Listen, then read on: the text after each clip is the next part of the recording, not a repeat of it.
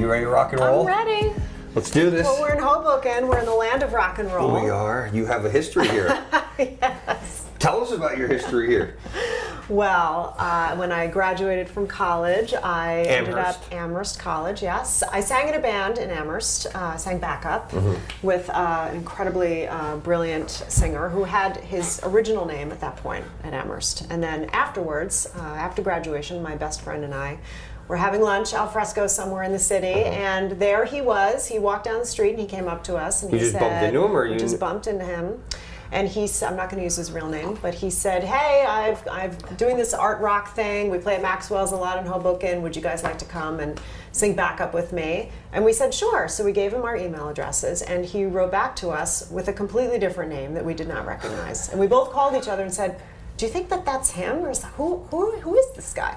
And it turned out that it was the newly named Tris Mccall, who became sort of a fixture on the art rock scene in Hoboken at Maxwell's. Huh, what prompted him to change his name? I'm always curious. I have a girl that I went to high school with that did the same thing, and she had a great name to begin with. You'd have to ask him, Okay. but I think it was his Tris? performance. It was his performance persona. Okay, gotcha. I think he probably goes by his original name, Gotcha. in terms of his, driver's license. Yeah. But being at Maxwell's was a fantastic experience. I loved Did being you have a flashback today? I did have a flashback Yeah. walking down Washington Street and looking at the Karma Cafe and remembering getting cheap dinners before show. That was one of the great things about Maxwell's, though, is that they would always give you dinner if you were performing. Yeah. So that was a great big spot. deal, when you're starving whatever, to get a free meal before you perform. So who would have thunk, however many years ago, I'm not going to document this. At least 20. Okay, so 20 years ago, would you have pictured yourself as a kid, as in a band, as a starving artist, sitting today where you are, doing what you're doing? Well, I was never a starving artist. I Okay. was always on a career path in the publishing industry. So even then, I think I was working at Spin magazine as managing editor at the time. So this was like my little side gig of being a slightly creative person on the side in addition to my professional life. Great. But the answer is no. I still wouldn't imagine that I would be sitting here today. Wow. It's So been a long 20 years. For those who don't know, who are you? Tell us a little bit about what you're doing today and what got you here. High overview, and then we'll go into Absolutely. So I'm Regan Solmo. I was raised by a single mother on Long Island. My father passed away very suddenly when I was about 6 years old. Oh, wow. So she was an incredible model of sort of being a working mom, doing it all. She raised me to be a very independent and strong person. I am tremendously grateful and indebted to her for teaching me everything that she did, and we can talk a little bit more about what she taught me. Yeah, and we're how definitely we going to get define into that. Both of my parents were in the writing industry in some form. My mother was an editor at Doubleday. Doubleday. Garden City, Long Island, and my father was a freelance writer for Sesame Street. So one of my memories with him was when he took me to the set of Sesame Street, and I got to meet Big Bird and Oscar the Grouch and Luis, who owned the Fix-It shop. And I brought Luis a toy of mine that was broken, and I asked Luis to fix my toy. And I knew somewhere in my little 5-year-old brain that he was just an actor. But I still thought, well, maybe he'll fix it anyway. And he was very nice, and he said, "Oh, I'm sorry, my Fix-It shop is full, and I can't take any more toys right now." And I said, "Okay." So That's an awesome memory. It was a wonderful memory. I'm very grateful for that. I don't have many memories of my father. Peter Solmo was his name. But that's one of them. Yeah. So because they were both in sort of the language business, I always sort of figured I would go into magazines of some sort, and that is what I did. I was the editor-in-chief of my high school newspaper, and then went to Amherst College in Massachusetts, and when I got out, I got my very first job at a trade magazine called Successful Meetings. Sort of interesting for you, maybe. Successful Meetings. It's for people who plan meetings and conventions, but the whole idea of making connections and working with people. So I started at this trade magazine that nobody had ever heard of. But I learned the trade of being a magazine editor. I got to write cover stories, I got to edit my own section, and I had an editor-in-chief there who sort of recognized an ability on my part to sort of get people to do things and sort of get my arms around an entire organization. So she put me on the path of being a managing editor. And I went from successful meetings to bigger and bigger magazines. I went to Civilization, which is the magazine of the Library of Congress. Worked there for 4 years, worked at Spin, dearly departed rock magazine, and then moved on to a 15-year career in fashion magazines, Lucky for 5 years, and then now 10 years at W as executive managing editor. Fantastic. Wow. So you knew at an early age. Yes. And how has that, how do you think that has contributed to your success? Well, I think I was very lucky in the sense that I know that you and Chris in a previous podcast talked about how luck is not actually a thing, and it's sort of how you set yourself up for success. But I do feel lucky in the sense that I grew up, again, in a very literary household, and I always knew that I wanted to work with words and ideas and concepts. So because I kind of came out of college and sort of knew what I wanted, I felt very directed in my career. I think the interesting thing is that after 25 years of being in magazines, the magazine industry has changed completely under my feet. Its tectonic plates are shifting constantly. And in my role as an overseer of budget and people and strategy, I've had to learn how to move within those changes. And now I'm at a point of thinking, well, what do I want to do next? Which is sort of an interesting place to be in one's, late 40s. Yeah, so you've never been there? I really have never been there. It's true. Wow. It's a little scary. Yeah. So if you don't mind, share. Because there are so many people that are in your shoes that are going through that same thing in the world, like you said. I think I love the tectonic plates. We're gonna quote that because I really think that's an awesome analogy. And a lot of people aren't as prepared for a variety of reasons, whether it is again, just not knowing what to do, confidence of being able to make a change, having contacts to be able to do that. That's really tough. That's challenging. Do you mind expanding a little bit on that?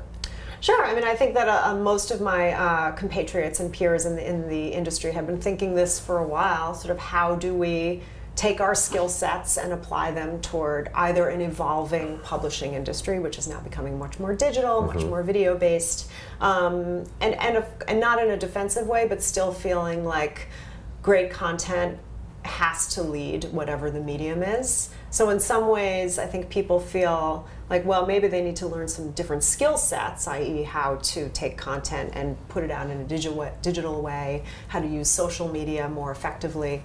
But a lot of people still feel like content has to lead first, whatever you're doing.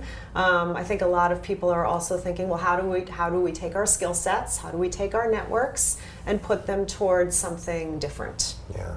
It takes a lot of soul searching, right? Yeah, oh yeah. So what about, because now that as you've evolved within your career, I'm assuming you're not into a lot of the minutia of the day-to-day. That is correct. So yes. I presume a lot of your role is meetings, strategy, success. Yeah. So what do you stay the same industry? Do you do something completely different? Well, that's still to be determined. Yeah. That's an unfolding story for my life personally, and I think for a lot of people right now. Yeah. But yes, I would say that when I started my career, I was much more in the minutia of managing, where's your copy, where's this layout, where's this caption, and then putting all those pieces together. And now I more oversee a staff, I oversee a budget, I work with my editor-in-chief to sort of execute on his mission and sometimes help pivot the mission based on the economic realities of the industry. Wow. And then how did you get to where you were as a woman? And did you find that to be more of a challenge being a woman? Did it work to your advantage? Yeah, it's such a good question, and it's definitely sort of goes back to, I think, some of the lessons that my mother taught me about not being afraid to express my opinion, not being afraid to ask for help which I think is very important. And we can certainly talk about feminism and what that means to me or what that means to you in a little bit. But I would say that there have certainly been points over time in my career where I have felt, even as a person of relative success and progress, that my standing as a woman has been, if not challenged, just a little bit shaken. I'll give you an example from my very first job out of college. So That'd be great. again, went to Amherst College, studied Feminist Theology, and this was sort of the early 90s, so the height of... Great school, by the way. It was wonderful. I'm very, very fortunate to have gone there. Yeah. So early 90s, height of political correctness, right? So I and all of my progressive friends had everything all figured out. Then I get spit out into the real world. And this job, which was wonderful, was very much of a male kind of frat house kind of place. And I say that, listen, I met my husband there. There was a lot of drinking after work, and so I have nothing but love for my first job in many ways. I also met a very dear friend there who I'm still very close with. But in any case, so I'm there, I'm 21 years old, I'm walking around, I go into the art department maybe 2 or 3 months in to my first job, and an older man who was probably 28 slaps my ass as I walk by. And this was in front of a room full of people. In the office? In the office, in the middle of the day. And I turned around and I gave him hell. And I said, "You don't get to touch me. Don't you dare do that again. How dare you? This is an office. What are you doing? Blah, blah, blah, blah, blah." Was this your first experience with something like this? Or this is your first experience in corporate? I would say it was one of my first experiences, period. Wow. And it was your initial reaction to Initial reaction. Yeah. So I thought that was that. And then the next day I got called into my female boss's office, and she told me that I had embarrassed him in front of his colleagues, and that I should not have done that, and that I needed to apologize. And at that moment it was sort of a crushing realization of, sisterhood is not global. We're not all in it together. And it was a very shaking moment. How did that feel? Horrible. Absolutely horrible. It shook my entire worldview, I have to say. And I did not apologize. And I stayed there, and I ended up managing him, and that was that.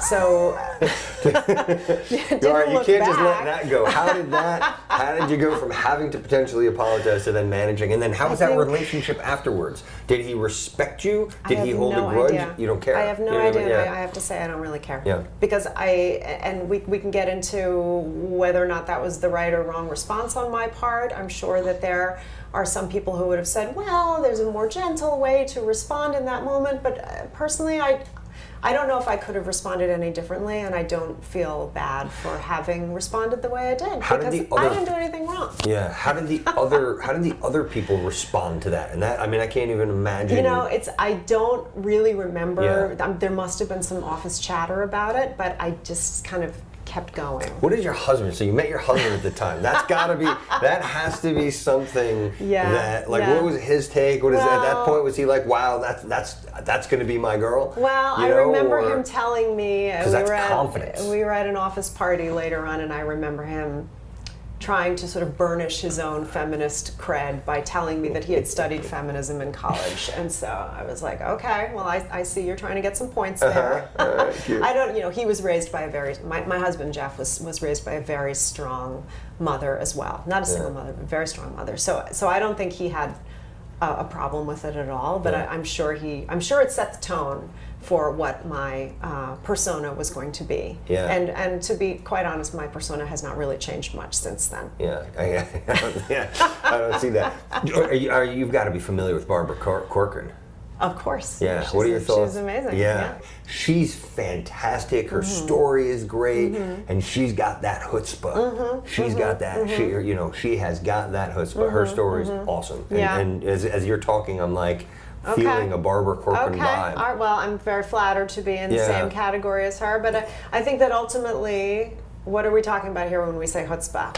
We mean standing up for yourself in a moment where a man can feel confident and comfortable crossing a line, and how do we as women respond? And obviously Me Too has brought that into the fore lately, and I would never equate my experience with some of the horrible, truly horrible experiences that some women who bravely came forward experienced. But I do think that it's sort of a continuum of just understanding how men have felt very comfortable, even in workplaces, to just cross the line. And how do we as women respond? So why don't maybe now would be a good time to transition into the charity that you're involved in. Okay, fabulous. So I am the New York board chair of a nonprofit called Girls Leadership, which is Girls Leadership. Right here, there it is. All kinds of powerful. Here we go. All right. We're dawning for those who are listening and not watching this. Such an ally. And we love having men as allies. Right. It's wonderful. Thank you. 2 daughters. There you go. So Girls Leadership is a national nonprofit based in Oakland, California. It was started about 10 years ago by the visionary founders Simone Moran and Rachel Simmons. You may know Rachel Simmons' work from the New York Times bestseller list. She's written The Curse of the Good Girl and Odd Girl Out, and she has a relatively new book out now called Enough as She Is, which is about the idea of becoming comfortable with failure.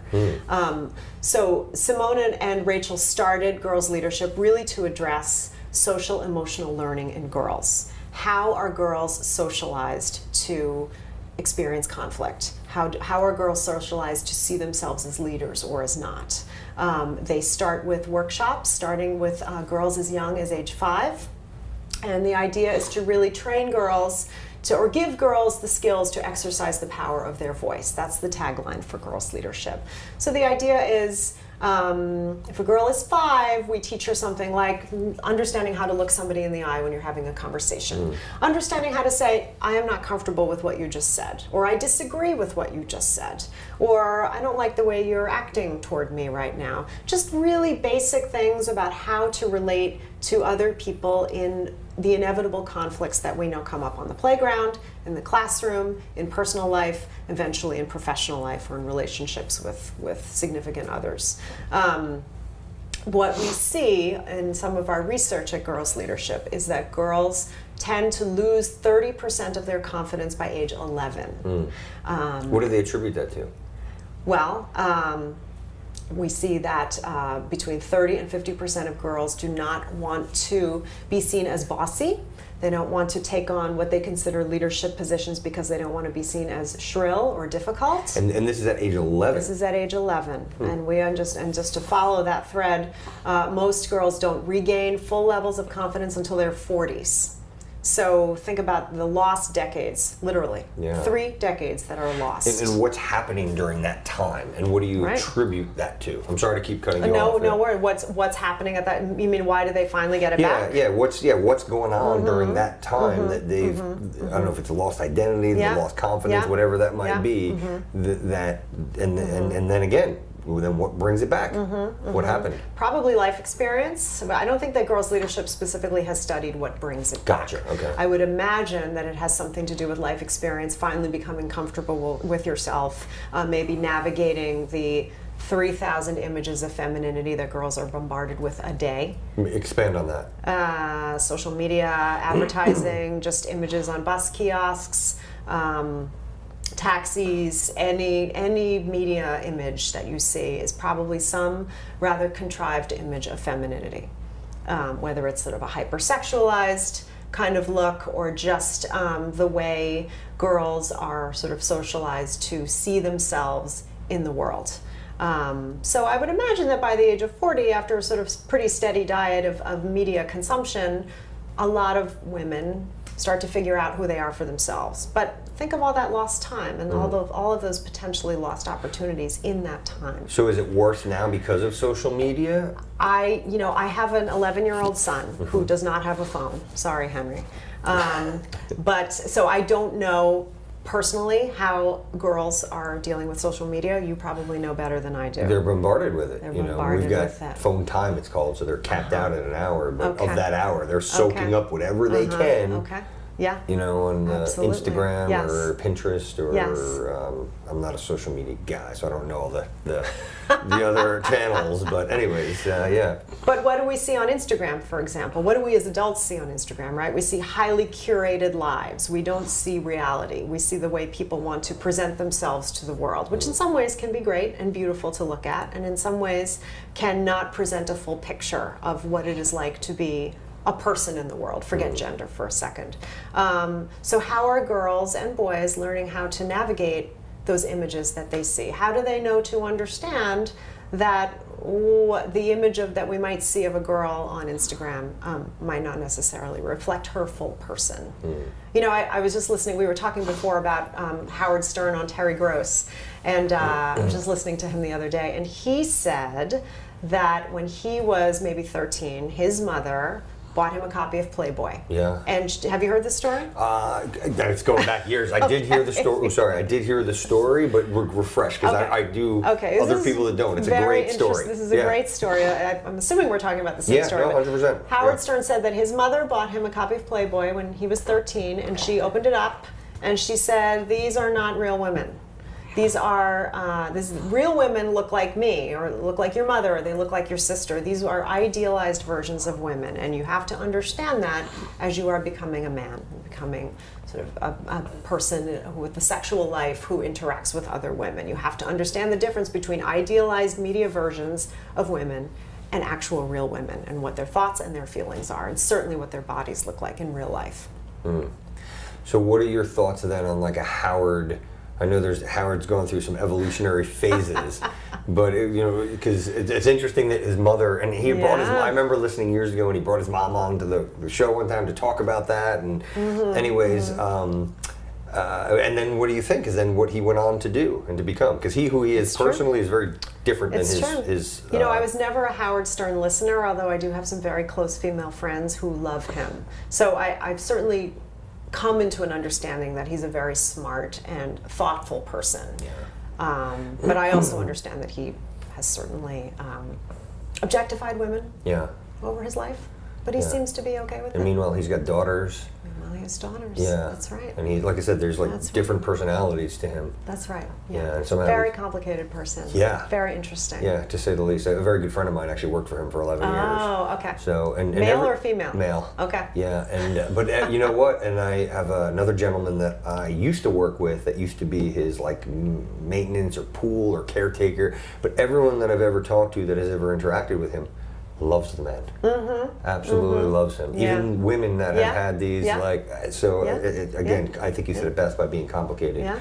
But so I stole your thunder. You were talking about Howard and the women, the way they're portrayed. So how does that? Why do you think that is, and what do you think it should be? Right. Well, I'll give you another example from girls' leadership, if I may. And this is something that we often talk about. We at Girls Leadership asked a group of, I'm going to say 8 to 12-year-old girls, just last year, so 2018. We asked them, give us the 3 top adjectives for how you feel you need to act as a girl in the world. And these girls' top 3 answers were polite, pretty, and perfect. So this is 2018, girls today saying they need to be polite, pretty, and perfect. Now, where do they get those ideas from? Well, we look at the 3,000 images of femininity a day. We look at the way women in leadership positions now are often described through the lens of likability. We look at how women's voices can be described as either shrill or difficult. We look at my example from my first year on the job and how I was chastised and reprimanded for speaking up for myself. Those are all great reasons to want to stay polite, pretty, and perfect, because you don't want to rock the boat as a woman. You know, I have a quote here from a story that I was just reading in BuzzFeed. It was a review by Anne Helen Peterson, a review of the Charlize Theron, Seth Rogen movie, Long Shot. And this is a quote from Anne Helen Peterson.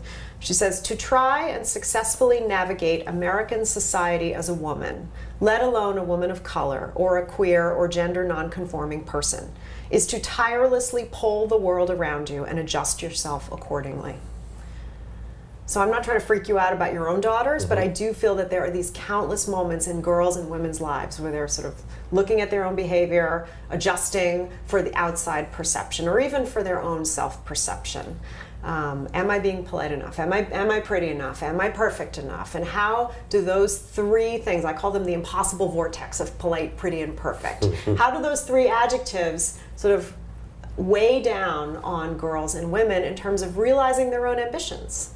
And what does that mean for women in the C-suite? What does that mean for CEOs of Fortune 500 companies? What does it mean for women who are seeking high political office? It means they have even more things to be thinking about and considering as they move through the world, which just quite frankly, men, for the most part, don't have to think about. So let me ask you this. I'm going to play devil's advocate for you. Absolutely. Do you know, what did they say for boys? How did boys, how do they describe themselves? That's such a good question, and I don't know the answer because girls' leadership focuses on girls. Sure, yeah. And I'm sure that there is a boys' organization out there that has found some interesting and problematic adjectives that boys describe themselves in terms of needing to be tough or whatever the sort of standard gender identifiers are for boys. How much of it is a confidence, like a self-confidence thing, versus a gender thing? Meaning? Well, because some people, and also like in like leadership, like not everybody's a leader. That is true. You know, but how are we defining leadership, I think, is the question, right? I guess, God, well, let's see. I would define a leader as, I guess you could be bad or good, and leaders have defining qualities that exude a certain level of confidence where other people see you as a North Star, if you will. I don't know if that's how and that's kind of how I think think about leadership. Right, okay. That could play out in any form of life, though. That doesn't necessarily have to be in a corporate setting or in a political setting. Yeah. So I'm agreeing with you. Okay, gotcha. All right. Yeah. Oh, yeah. Thanks. I don't pass many tests, but there we go. Yeah. So.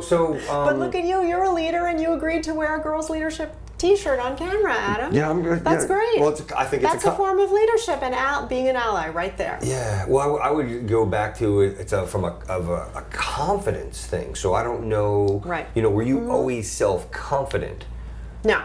You were not. No, I was really? not. Okay. No. I'm surprised to how did you do that? Because I think that's where a lot of people could learn. Sure. And not just women, men. Sure, could learn. Absolutely. Well, again. And what brought you to the confidence? Again, some of it is fake it till you make it, right? Some of it is how do you present on the outside versus what you're feeling on the inside. My mother tells a story that when she dropped me off at nursery school, or which I guess is pre-K, she said to the teacher, I just want to tell you Regan's very shy. And so dropped me off and then came to pick me up a couple of hours later, and the teacher said, she's not shy.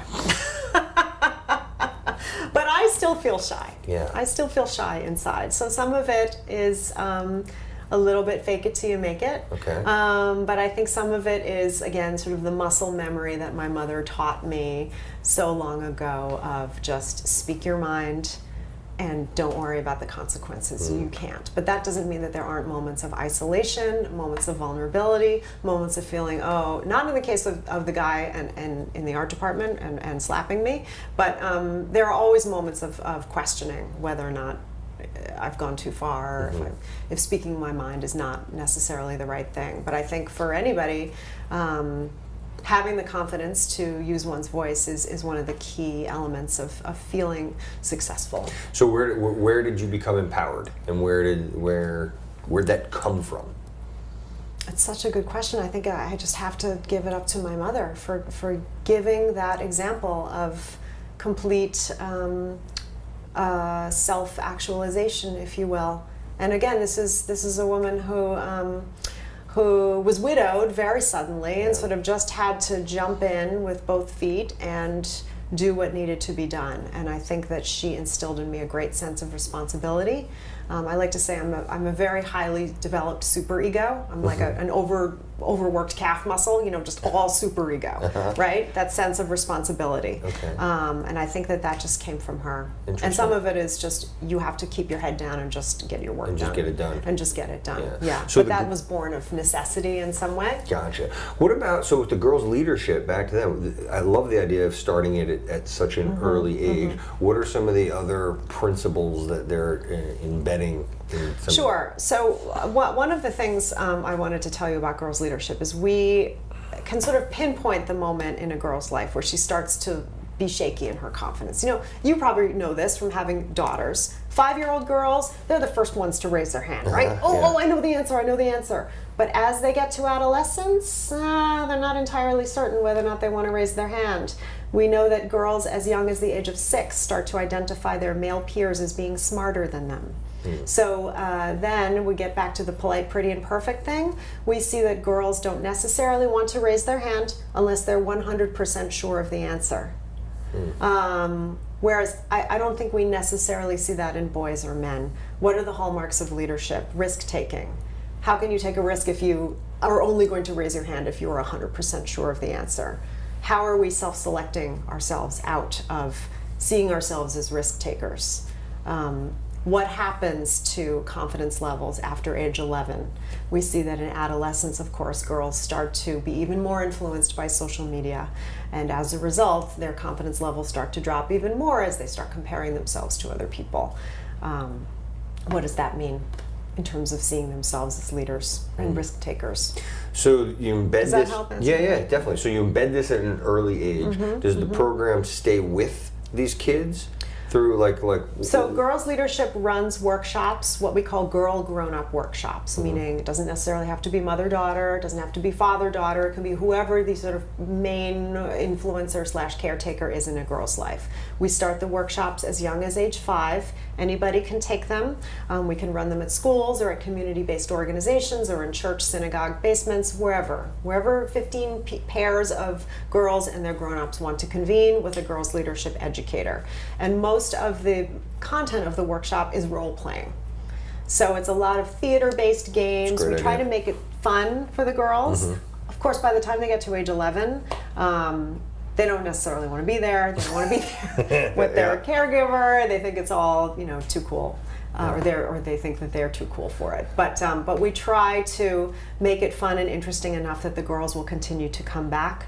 We also run parenting workshops called Raising Resilient Girls, where we talk about the 3,000 images a day. Yeah. We try to make sure that parents, mothers and fathers in many cases, really understand the polite, pretty, and perfect matrix that I was talking about, and just sort of trying to understand how to help girls navigate that very inevitable loss of confidence. What's the biggest obstacle that you're running up against?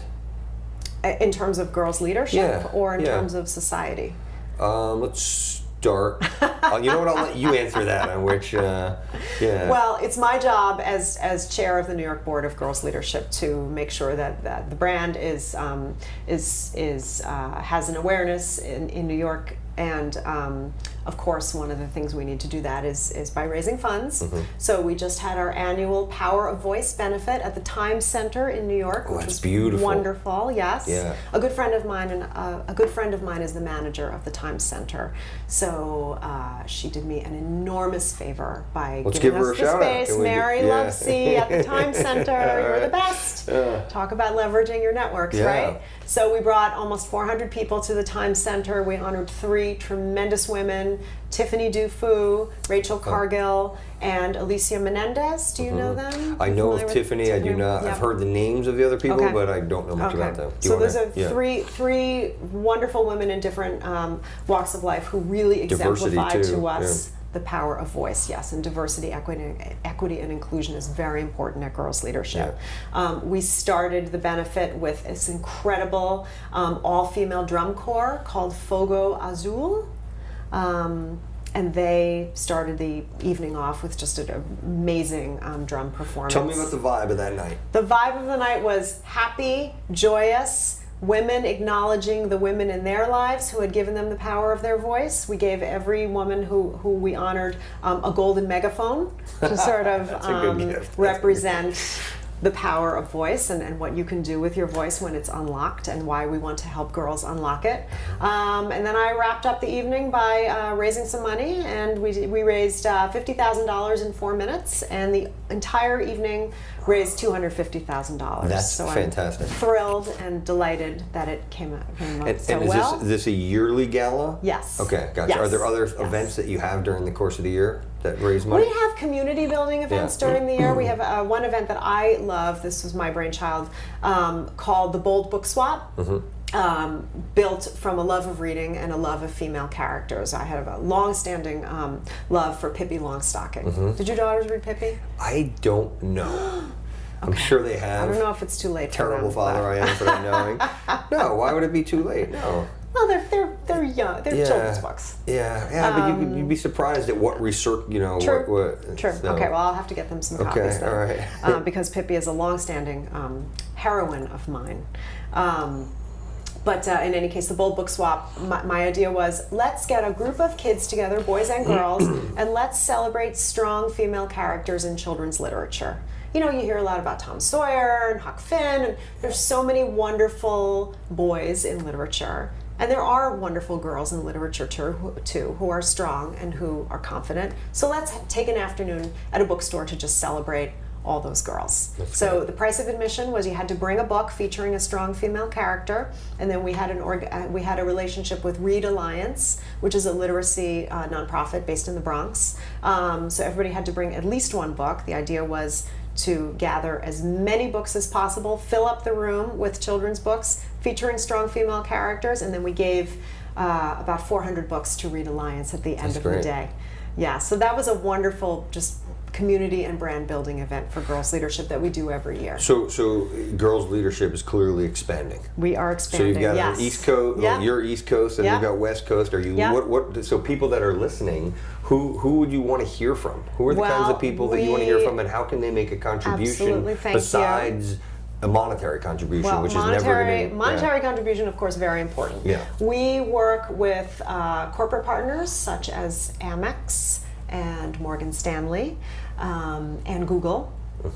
We have a long-standing relationship with Sheryl Sandberg as well, personally. She's taken many of our workshops. And what we like to do is bring our workshops into corporate settings so that parents who work at these corporations can take some of our content and bring it back home. So that's something that we've been doing for many years with some corporate partners in particular. So are you using the corporate as a conduit to get to? That's the idea. Okay, gotcha. So that's just But it's also an added value for employees, right? Yeah. 100%. So it's something that corporate HR departments and diversity-related departments love to sort of have that added value for their employees, because it's really something different. We really like to think that we, as a girl-serving organization, are addressing a social emotional need that nobody else is really doing. How long has the organization been around for? About 10 years. It is. Okay, yes. So you guys have made some pretty big strides in a short period of time. Yeah. And how many people are involved? I would say the staff in California is probably 15 to 20 people. Yeah, okay. We have 1 to 2 people on staff in New York. We do not have an office right now, so we're certainly looking for an angel to help us get some office space. Okay, that's another community that listens to this. Okay, good. And what are some of the goals? What are some of the future goals? Is it in education? Are there? I would say the goal right now is to scale the model. Okay. Because right now we're talking very direct service in terms of 15 people at a time, or 15 pairs of caregivers and daughters at a time taking a workshop. So you can have a very deep and meaningful impact on a girl's life, but it's not exactly getting at the 25 million girls in America. So what we're working on right now is a curriculum development incubator. We're working with the Young Women's Leadership School Network, which is 5 girls-only schools in the boroughs of New York City, and we're looking to develop that curriculum with them and their teachers over time so that we can scale the model out and eventually have more digital offerings as well. That's a good idea. What about, do you guys do anything from a mentorship standpoint? At the moment, we do not. There are other organizations that do mentorship really well, such as Girls Inc., but for us, we're not dealing with that. We're trying to be very focused on sort of what we do well. Now, talk to me about how you connect with the people that you are looking to build relationships with. In terms of? For the girls' leadership, just in general, what are you looking to do? I think it's important for people, and this also dovetails back to making a change in your life. Like, how do you make these connections? How do you foster these relationships? Because what you're doing, it's new. You guys are pioneers. That's right. So you need to establish a certain level of trust. First you got to meet these people, then you need to be able to establish some kind of trust so they can believe in what you're doing, so that you can then have the influence that we talked about. So how are you getting introduced to some of these people? What are you doing to build that trust? and That's right. and how are you getting them behind you? That's right. So my job as New York board chair is to constantly be looking for new board members. We have 15 people on the board right now, and I'm always looking for more men and women. We have 3 men on the board right now. I'm always looking for more. I have a really good contact for you. Great. Yeah, I'm very So, good. you know, my feeling right now is to cast the net as wide as possible. That's one of the reasons why I'm here today. I feel like the more seeds you plant and the more conversations I have about girls' leadership and about why I believe so strongly in the mission is our best shot right now of getting as many people involved as possible. Tell me about the people when you're having a conversation with someone. What is it that you are looking for in an experience, in a conversation? Walk me through your thought process. For just in general, and I'll expand on that as we go. So you meet somebody, walk me through your mindset of that interaction. It's such a good question. I don't know if I've ever thought about my mindset before in a Oh, really? conversation. All right. Wow. Okay. This is getting deep. I think that for me, making a meaningful connection is extremely important, and sometimes that means peeling a couple of layers of the onion away, trying to show a little bit of vulnerability in order to really truly connect with somebody on a human and personal level. That to me is the most important in any conversation or in any relationship, whether it's business or nonprofit or personal. Have you always had, so for those who don't know, when I first met you, just had this good way about you. There was a confidence, shoulders back, handshake, eye contact. There was like, so, no, I'm serious, but these are that first impression. So there's, you have gut instinct is it's real. I don't know if you read Malcolm Gladwell, but Blink, that's comprised of years of people make these. So you're coming off and you're having a really good impression. That's the vibe that you're putting off. How important is that to you on what you're getting from somebody when you're first meeting them? I think it's important, but I don't think it necessarily has to be the most important thing. I mean, listen, you said some very nice things, and I'm so appreciative. I don't feel that at all. I still feel like that potentially shy kid in pre-K. So some of it is a little bit of a disconnect between how you feel and how you're presenting. So I think when I'm meeting somebody else and having a conversation with them, I don't necessarily want to judge them on how they're presenting, but try to get at who they are a little bit more deeply. So how do you do that? What is it? Is it questions that you're asking? Is it? I think so. I think some of it is sort of being open and vulnerable about my own experience. I don't mind talking about the guy in my first year at my job and sort of how awful I felt when my boss talked to me, because I think that's a real moment of vulnerability and of pain. And I will share that anecdote, especially in my role as a manager today, because I want the people who report to me to know that I understand what it's like to be, sort of at the bottom of the totem pole and to feel either abandoned or vulnerable in some way. So I think it's important, no matter where you are in life, to never sort of forget how you really feel on the inside.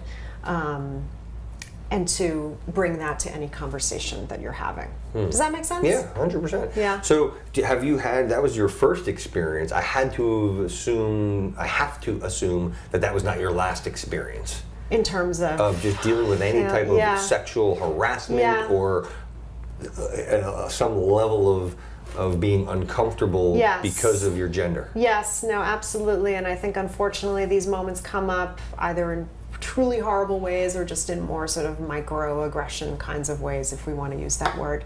I'll give you an example that just happened last summer. So this is me. I'm in my late 40s. I'm Madam Girls Leadership. I talk about my feminism all the time. I talk about using our voice. And here's an example where I completely could not use my voice. My husband and my then 10-year-old son and I were at a deli on the Jersey Shore. And this is sort of like an Italian deli. I guess it's kind of a male-oriented place, but people go in and they get sandwiches. It's a great place. Public place. Okay. Public place. All right. It's not like The Sopranos. I mean, it's just a normal, lovely deli. And my son loves going there because he loves sitting with the guys and reading the sports page. So I went with my husband and my son, and we sat down with one of the regulars who is there all the time and who may or may not be all there.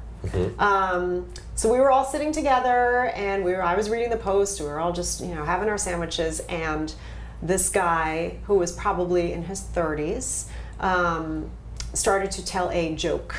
And the guy that you were with, or just someone that was in the guy that one of the regulars sitting at the. Okay. We were all sitting at a table together. Just there's not that many tables, so you Gotcha. sit with whoever's there. But my husband and my son already knew this guy, and this was my first time meeting him.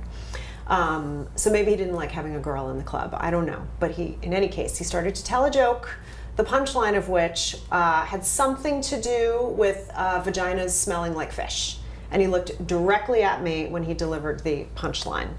So he was looking to get a reaction from you. Yes. It was extremely hostile and off-putting, and I was so shocked that I was speechless, and I just got up and I left the deli, and I just went out into the parking lot and just shook with rage and cried and didn't know what to do, and felt so ashamed of myself for not speaking up at that moment.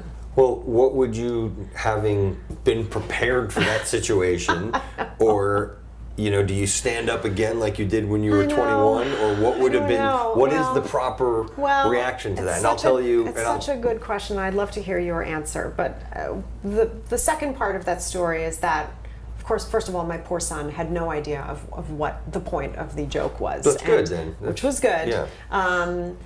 My husband came out. It turned out that every other man in the deli jumped down this guy's throat, including the owner. Great. The owner of the deli came over and said, "You can't say that. If you ever do anything like that again, you're out."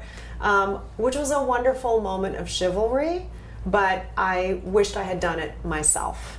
But everybody who I told the story to later told me, you know what, you wouldn't, even if you had stood up to him, it would have backfired, and it would have made it worse, and it would have made that guy think, that's exactly why I hate women, or whatever his feeling is. I actually think that played out better than you could if it had you 100%, because it's good that people recognize that, and that's a worse feeling for him, because he had, by his peers, or by the audience that he was looking to impress. Yes. So yes, that's true. Yeah, so I don't know if I can 100% relate, because I'm not a woman that's been told that. But what's really interesting, so my wife, as you know, is a black woman. Mm-hmm. So I always find it really interesting. A lot of people don't, even in this day and age, I hear people and they talk and they say racist things. Mm-hmm. And I sit back, and half of me wants to, I just let them go. Like, I get a kick out of it for a while. The first that I get a kick out of it, then it depends on how far they go. You mean in front of her? No, or just no, in front God, of, no. Oh, yeah, it's just if people are around, they don't know. Yes, right. So a lot of times I feel bad for them, because it's ignorance. It shows their ignorance. It's just ignorant. I don't think there are very few people. Some people have a really bad way to them, but for the most part, it's just ignorance. They're so. I feel bad. Hopefully that guy doesn't have a daughter. Or hopefully, or who knows what the relationship is with his mother. That's it. I mean, he shouldn't be doing that. But a lot of times, I'll just either keep letting him go. And then maybe at the end I'll somehow show a picture, or like I'll subtly or whatever. But I don't know what you can do. It's a tough. Right. That's a tough one. It's a tough one, and I think that the one sort of saving grace for me in that moment was being able to say to my son, we talk about misogyny. That's misogyny in action. We talk about feminism at home. Misogyny means hatred of women.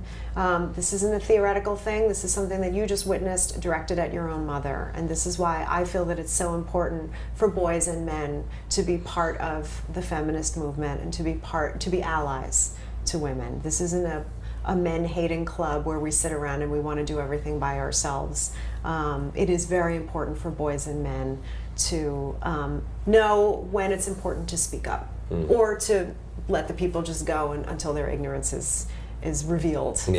So clearly, and they're abandoned by their own ignorance. Yeah, because that's what. Yeah, because people don't want to surround with other people like that, especially in this day and age, to some degree, depending on where you are. But that's a whole other conversation. Absolutely. So what about now? So the girls' leadership, that you got the youth, and then they I'm sure there's a tough time. You got adolescents, and that's a tough time that they don't want to be involved in this. But now, are you doing anything with the more executives or the women that are entering the workforce in the beginning? At the moment, no, because girls' Leadership is really focused on girls from ages 5 to 12. There are other amazing girl and young women facing organizations that do deal with young women getting into the workforce. There's Girls Inc., which is a tremendous mentoring program. Girls Who Code is very focused. That's blowing up. It is incredible. They are such powerhouses. But at Girls Leadership, and this means no disrespect to Girls Who Code, but we like to say confidence before coding, because if a girl does not have the basic foundation of self-confidence, no matter what skills you put on top of it,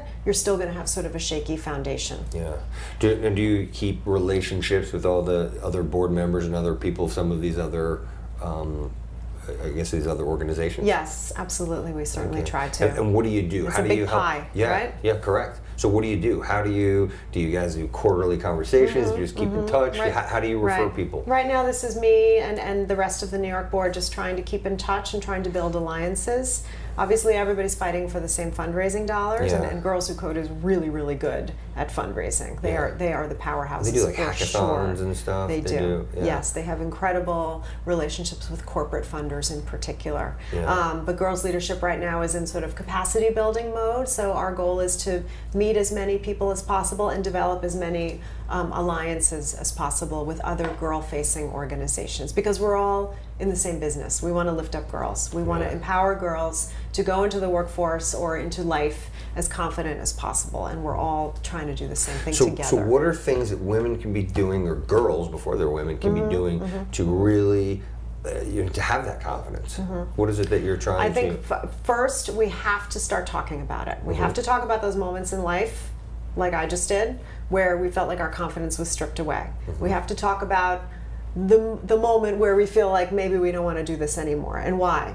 Why don't we feel like we want to raise our hands? We have to start sharing experiences as women, either as grown-ups or as young adults or as girls. And that's why we at Girls Leadership feel it's so important to have open and honest conversations about emotions. I think I gave you that Girls Leadership emotion poster. Show it. Yeah, It's about 25 different emotions that are illustrated in a girl's face. So it's not just I feel happy or I feel sad. It's I feel confused, I feel betrayed, I feel vulnerable, I feel jealous, I feel sad. So it's sorry to interrupt you on that, but I would think that boys would have a much harder time than girls. I would think So it was, when you showed that to me, I thought that was really interesting, because I'm thinking, man, I could have benefited from this. You're right. You're absolutely right. Probably still can. Yes. No, for sure. And I'm certainly not saying that the boys have it easy in terms of expressing their emotions. There are all sorts of barriers to boys in terms of showing their vulnerability. That's just not what Girls Leadership is doing. But certainly, as the mother of a boy, I am very aware of what the images that he's being bombarded with in terms of classical masculinity and how he is supposed to act. He's on a baseball team right now, so he's starting to hear some of that locker room talk. And what does he do with those feelings? And then does he go along to get along, or does he say something when things start to get a little bit intense? So let me ask you something. I'm changing gears to some degree, but it just made me think of something. So I was out. It's not. I shouldn't say just out. This is the most recent, but I hear this often. So as a result of a feminist movement, there are a lot of women that I'm talking to that are like kind of joking, but not, that they're saying there are no men anymore. They're like, women are really down on the male population as being masculine and being leaders, and a lot of the single women that I know, I hear often say that they're like, they joke around and saying, hey, our feminine movement has really hindered masculinity. Do you have a thought on that, or do you have any sentiments? I don't agree. Okay. I think it depends on how you're defining masculinity. I'm not sure what we mean by that. Yeah.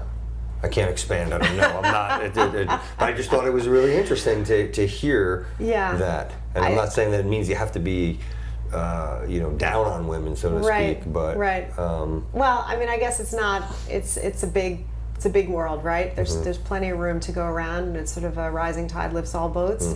I don't think the feminist movement is there to take anything away from men or to take anything away from the concept of masculinity. To your point, the concept of masculinity probably needs to be explored, just like the concept of femininity does. But I don't think the feminist movement is out to chip away at men or anything that men have accomplished. You know, my Facebook page profile is a sign that somebody, not me, made at the first Women's March right after Trump was elected, January 2017. It's a wonderful poster, and it says, "Feminism is the radical notion that women are people too." That's what feminism is. We're just talking about equality. We're talking about parity. We're talking about equity. We're talking about having the same opportunities as men. Nobody's looking to take anything away. I think it's good that you quantified that, because most people don't see it that way. So, well, you it's know, just ignorance. It's an ignorance. Yeah, I mean, listen, I'll tell you. I mean, obviously, the feminist movement has had a lot of problems. Mm-hmm. I will tell you that my own mother, who again raised me to be a feminist, does not use the word feminist. She says, "Oh, I'm not one of those feminists." And I said, "What do you mean? Yes, you are. You raised one and you are one." Uh-huh. But I think in the 60s, when feminism was coming up, it was seen as a very upper middle class white movement. And I think that probably was off-putting to her. I think she probably felt like it was a luxury that she couldn't afford. The feminist movement has had a lot of problems with African American women in particular. I think it's been very exclusive in many ways. There was sort of a famous breaking away of Frederick Douglass and Susan B. Anthony, where they were sort of allies and then suddenly they weren't. And I think a lot of people in the African American community feel like feminism abandoned the black community in America and abandoned civil rights in particular. So feminism, don't get me wrong, has a lot of work to do in terms of diversity, equity, and inclusion. And it probably has a branding problem in the sense that it needs to get back to what the point is. I will say that after Trump was elected, and because of the rise of the Me Too movement, I think that feminism has been reclaimed in the right way. And I think a lot more young people start to use that label now for themselves that maybe wouldn't have even 2 years ago. So in some ways, I'm kind of grateful for that, because I think it's come out. It's an interesting perspective. It's come out, yeah. It's always a good that comes out of everything, you know? Yeah. You know, and as crazy as that may be. It's a nonpartisan podcast, I'm sure. Yeah. So, Regan, how would you recommend other people speak up for other individuals or other women, or even if it's men? Yeah, I'll give you an example that just I've been thinking about lately. I was lucky enough to meet Gloria Steinem at a dinner for girls leadership about 2 years ago, and in meeting her, I flashed back to something that happened in 7th grade. For those who don't know who she is? One of the founders of the modern feminist movement in the early 60s. She wrote very famously for New York Magazine. She infiltrated the Playboy Mansion as a Playboy bunny and sort of wrote about the experience of being a bunny kind of on the inside. She's still going today. I think she's in her mid-80s and she's a powerhouse. So when I met her, I realized that she had inspired me when I was in 7th grade. And again, this is growing up in a household that was not identified as feminist, but somehow she got into my consciousness. So 7th grade, sitting in math class, this is the height or maybe the depth of adolescent awkwardness, right? 7th grade. And the math teacher, whose name I will not use, stood up there in the front of the room, kind of turned around and looked at everybody and just started kind of noticing the girls in their t-shirts and how they were maybe growing a little bit under their t-shirts and started to comment on them. Now, by the way, he was not looking at me. There was nothing growing in my t-shirt. I was very aware that this was something that was being directed at the other girls in the class, and all of the girls were squirming, myself included. So I would never have said anything in that moment. But I went home and he gave us an assignment. And the assignment was, I guess it was algebra, where we had to take a two-dimensional grid and kind of move figures around a grid using algebraic equations. This is going back a long way. I'm impressed you remember this. My gosh. Yeah. So I drew a little triangle mouse and labeled it the math teacher. And then I drew a little triangle cat and labeled it Gloria Steinem. And through a series of mathematical equations. 7th grade you did this? 7th grade. Through a series of mathematical equations, Gloria Steinem the cat chased the math teacher mouse either off the grid entirely or she ate him, I don't remember, but she vanquished him in some way via math. Handed in the report, handed in the assignment. He gave it back to me, gave me an A+. never said a word to the girls again. So this was not something that I thought, oh, this is a moment where I'm going to use my voice in some way to speak up on behalf of other people. But just somehow internally, it felt like the right thing to do. And I loved being able to tell Gloria Steinem that story and thank her for giving me the courage somewhere in there to advocate for other people and kind of eliminate what was turning into a serious problem and what I think would have been a fireable offense today. 100%.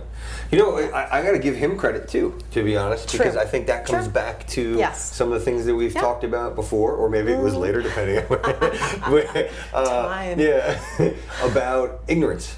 Yes. So he clearly didn't know, or he didn't realize, or so maybe he wasn't groomed properly. So you got that point to him in a great way. That's really cool. Yeah, thank you. That is that's amazing. The 7th grade. And how did you know about her at that time? I don't know. It just she must have seeped in somehow. There must have been some kind of copy of Ms. Magazine around the house or something. So how'd you meet her? Girls Leadership was lucky enough to have a dinner with her in a private home of a donor of ours, and Gloria lives across the street from this donor, and so we said, hey, can you come on across the street and join us for dinner? And it was an inspiring and an incredible conversation. And the thing that struck me so much about her is, so this was right after the presidential election, 2017, so she's probably 85, something like that. She's been saying pretty much the same thing for how many decades? 5 decades, 6 decades at this point, and she has not lost her passion or her sense of humor or her sense of optimism, and she is truly inspiring in that sense. Wow. Tell me about some of the other people that you've met as a result of Girls Leadership. What high level, their stories, what they've done. Yeah. I would say Simone Moran and Rachel Simmons, the co-founders of Girls Leadership, are so inspiring because of the way they've built this, really filling a niche that has heretofore been sort of unfilled. The idea of social emotional learning in girls is not something that really is discussed that much. Rachel Simmons in particular has a book out right now called Enough as She Is, which is about the idea of helping girls and young women in particular be comfortable with failure. Because girls are often trying to toe the line and be perfect and succeed at everything because we need to do it all, we need to be it all, we need to be these amazing super women, but the concept of failure somehow gets lost in that. And then what happens when a girl or a woman fails at something? Maybe she falls apart. That's what Rachel is trying to do, is teach girls that it is okay, and in fact, we learn from our failures, we learn from our mistakes. We can build resiliency. What do they do to foster a sisterhood? What is that, what are they teaching from a friendship standpoint? And the reason I say that is because I should know this cold and I don't, and I'm embarrassed, but in the late 80s they did a study, and this isn't just women, this is in general. So the average person, well, first of all, they say the average person at bare minimum should have at least 3 solid relationships, people that they can trust at any time. And that's outside of your family, because your family dies. It happens, it is what it is. So the average person in the 80s had 5. These are confidants, people they can trust, people they can hang out with, people that they can be vulnerable with, whatever. Guess what that number is today? I'm going to guess it's lower. It's lower. Guess what that 2? number is? It's 0. The average person has 0. It went from 5 to 0. So Why is that? So that for a variety of reasons. Changing of times, technologies, busy schedules.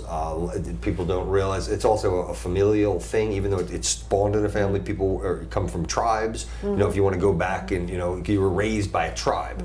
You know, the whole, what's the saying? it takes a community. Yeah, it takes a village. So that doesn't. That's not the way the because world. We're more isolated. Correct. We're more isolated, smaller families, and even because with friends, there's friends of families and all that kind of stuff. So all these other pressures were quote unquote busy. Yeah. So anyways, we went from 5 to 0 when you need 3. And what's happened is this is what's also spawned. There's a domino effect, and that's why we also have this loneliness epidemic, and I'm not sure if you're familiar with that, but it's a real problem.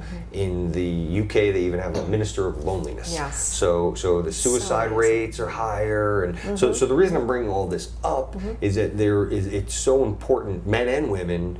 But I would think almost more so for women to have that support and to have these skills to develop these relationships where people can feel, because I don't know why that is, but there seem to be less women that have the confidence than men. Yeah, that I can't speak to that in particular, but I think that one of the things that girls leadership and I are certainly trying to work on is the idea of it's okay to have a conflict in a friendship. You're going to have an argument with your friend, and you're going to learn the tools how to get through that conflict, and you'll either decide to keep the friendship or move on from the friendship, but the friendship doesn't have to fall apart because of tension or because of unspoken tension. Let's not make it be unspoken. Let's bring it up to the surface. Let's engage. What you said bothered me, what I said bothered you. Let's try to work through it. That's how we build a relationship that is actually built on something supportive and communal, as opposed to, well, she said something mean to me on the playground, so the friendship's over. I mean, the whole myth of the mean girl thing, right? Yeah. It's something that we're trying to get beyond, because we, as you say, we have to have confidence. We have to have relationships where we can share, or we move through the world alone. Having less friends like that is worse than smoking, smoking 15 cigarettes a day, drinking. I mean, it's amazing the science that's gone into that. So yeah, I think that's something, if you guys haven't thought about, might be something that you should really kind of, I know you have enough on your plate, but something to consider. Thank you. So let me ask you some random questions. Okay. This is like one of my, I got all these random questions. Okay. Here we go. Give me a number. A number? Yeah, give me a number between, let's start here, let's go with the work section first. Okay. 1 and 15. 7. 7, why 7? That's a good number, right? It is a good number. Prime number. Yeah. Okay. It's a good number. Okay. Fair enough. Right? It is prime number. How has your life turned out different than you would have anticipated or expected to have been at this point in your life? Well, I would say, given where the publishing industry is in particular, I probably would not have expected that at this point in my career I would be looking to maybe expand or move on from publishing. I probably just thought it was going to go straight up, and now it may be going sideways or taking a couple of different turns. So I certainly would never, I don't think anybody expected that digital would so overtake paper to the point that people don't read the newspaper anymore. Do you read paper? I do. You get do? the Times every day. Yeah, we're a big paper house. You are? Yeah. What section, where do you go first? Front page first. I gotta say, now that I'm a baseball mom, I go to the sports page more often than not, and I will find an article and I will say, "Oh, my son should read this," but I think I'm going to read it first. I'm kind of interested. Interesting. Yeah, wow. I got to tell you, that's the place that I never thought my life would go. Yeah, that's real. Yeah, that's a. You know what? What do you like about the sport? It is, as far as I can tell. Were you sporty? I was up? not sporty in the least. Interesting. No, okay. I mean, again, so grew up single daughter, single mother household. No men around in most of my early life. Not that girls can't be sporty, but I was fully cerebral. I had no sports whatsoever. I always tried to fake having my period to get out of gym class until I finally got caught. Yeah. Until I finally realized it couldn't possibly be going on for as long as it was going on. Wow. But now, of course, I really appreciate how cerebral baseball is, and I appreciate the aspects of the team sport that I never really gave any thought to before. Pretty cool. Yeah. Wow, your son's lucky. Okay, give me 17 to 59. Give me a number. How about 29? 29. Let's go 29. Who do you trust? Who do I trust? I trust my gut. Ooh, good answer. Trust my mother. Uh-huh. Trust my husband and my son. I trust my good friends. Yeah. How does someone become a good friend to you? I would say shared experiences of vulnerability over time. I would say that I have some very close friends from all aspects of my life. Not a huge number, but very, very close, dear relationships. Well, it's not how many you can count, it's how many you can count on or be counted on. Yes, that's right. Wow. Yes. Okay, give me another between 1 and 15. This is personal. 14. 14. When was the last time that you changed your mind or opinion? I like this question actually a lot. That's a good one. And then I want to follow that up with how did that happen, or who can you attribute with influencing that decision? So it's a mouthful. It's a lot. And that's not an easy question. Okay. So I'm going to give you some time. Okay. Well, I think we've talked about this a little bit. I would say that, again, I'm just going to go back to feminism. Growing up as a feminist thinker, I used to think that boys will be boys was kind of an excuse for toxic male behavior. And in some ways it still is. But now that I have a son whose brain I am starting to understand and whose wiring I'm starting to get, while I'm raising him, interacting with him, developing a relationship with him, trying to understand what makes him tick, while also doing girls leadership, I've started to really understand the male perspective so much more. And I credit him for that, because he will come to a girls leadership event and he will come away and he'll have questions, and he'll, just like you have questions. And sometimes he'll say, well, I didn't do anything wrong. You know, I didn't set up the patriarchy. It's not my fault. What are you blaming me for? And I'll say, well, no one's blaming you. You know, let's think about what your role could be as an ally or a partner. And I love being able to have that conversation with him, but I will credit him for raising some of those questions and really help me unlock a bit more of an understanding into the male psyche. So what do you do when you see his friends? Because now you're going out to lots of... Talk to me about that experience of witnessing the boys together, and then also the parents. So now you're having to interact with a lot of different parents. So I'm sure you've been exposed to some pretty interesting... You see the way people are raising their kids. Do you have an opinion or any stories that you'd... I'm sorry to think that I don't know if I could share any stories, just out of wanting to maintain other people's privacy. But I think that the more conversations that one can have at home about gender and identity and just identity and privilege in general, the better. Do you think those are happening? Not always. No. Are there any... Do you? Do you think they're happening? I think it depends on where you are. I think that we're very fortunate to be in, you living in Brooklyn, me living in Hoboken. It's not, yes, it's gentrified, but at the same time, there's still a lot of diversity, but, but there's education, and so we get exposure. So I say probably here, yes, as much as we both like, probably not, but we're just a microcosm of something a lot bigger. So I don't know, because you leave certain areas and you're like, really? Right. But that in its own way can be a real eye-opener in terms of diversity, right? Diversity of thought and diversity of opinion, and I guess that's what we're seeing in America right now.